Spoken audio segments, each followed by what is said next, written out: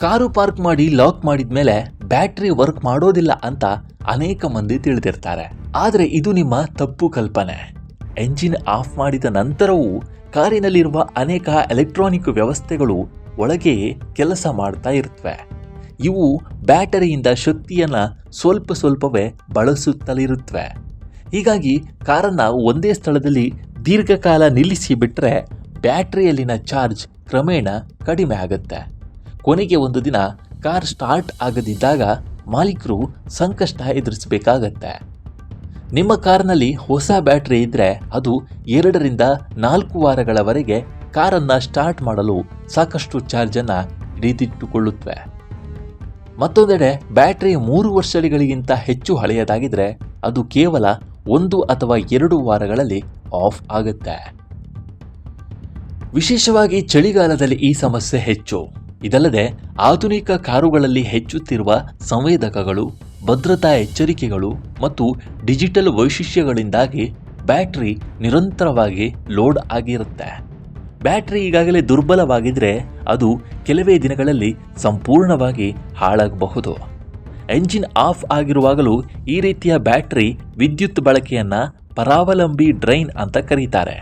ಯಾಕಂದರೆ remote locking, digital ಗಡಿಯಾರ, ಭದ್ರತಾ ಅಲಾರ್ಮ್ ಮತ್ತು ಕಾರ್ ಕಂಪ್ಯೂಟರ್ನಂತಹ ವಸ್ತುಗಳು ನಿರಂತರವಾಗಿ ಚಾಲನೆಯಲ್ಲಿ ಇರುತ್ತವೆ. ಇವುಗಳ ಹೊರತಾಗಿ ಹೆಡ್ಲೈಟ್ಗಳು, ಕ್ಯಾಬಿನ್ ಲೈಟ್ಗಳು, ರೇಡಿಯೋ, USB ಚಾರ್ಜರ್ಗಳು ಅಥವಾ ಡ್ಯಾಶ್ ಕ್ಯಾಮ್ನಂತಹ ವಸ್ತುಗಳನ್ನು ಅಗತ್ಯವಿಲ್ಲದಿದ್ದರೂ ಸಹ ಆನ್ ಮಾಡುವುದರಿಂದ ಬ್ಯಾಟರಿ ಇನ್ನೂ ವೇಗವಾಗಿ ಖಾಲಿ ಆಗಬಹುದು. ಹೀಗಾಗಿ ನೀವು ದಿನಕ್ಕೆ ಕೇವಲ 10 ರಿಂದ 15 ನಿಮಿಷಗಳ ಕಾಲ ಕಾರನ್ನು ಓಡಿಸಿದರೂ ಸಹ ಬ್ಯಾಟರಿ ಸಂಪೂರ್ಣವಾಗಿ ಚಾರ್ಜ್ ಆಗುವ ಸಾಧ್ಯತೆ ಕಡಿಮೆ. ಬ್ಯಾಟರಿ ಫೇಲ್ಯೂರ್ ಆಗುತ್ತಿರುವ ಕೆಲ ಲಕ್ಷಣಗಳು ಆರಂಭದಲ್ಲಿಯೇ ಕಂಡುಬರುತ್ತವೆ. ಕಾರು ಸ್ಟಾರ್ಟ್ ಆಗಲು ಬಹಳ ಸಮಯ ತೆಗೆದುಕೊಳ್ಳುತ್ತೆ. ಸ್ಟಾರ್ಟ್ ಮಾಡುವಾಗ ಕ್ಲಿಕ್ ಶಬ್ದ ಮಾತ್ರ ಕೇಳಿಸುತ್ತೆ ಮತ್ತು ಹೆಡ್ಲೈಟ್ಗಳು ಮಂದವಾಗುತ್ತವೆ. ನೀವು ಇದನ್ನು ಪದೇ ಜಂಪ್ ಸ್ಟಾರ್ಟ್ ಮಾಡಬೇಕಾದ್ರೆ ಅಥವಾ ಡ್ಯಾಶ್ ಬೋರ್ಡ್ನಲ್ಲಿರುವ ಬ್ಯಾಟರಿ ಲೈಟ್ ಬೆಳಗಿದ್ರೆ ನೀವು ತಕ್ಷಣ ಎಚ್ಚೆತ್ತುಕೊಳ್ಬೇಕು.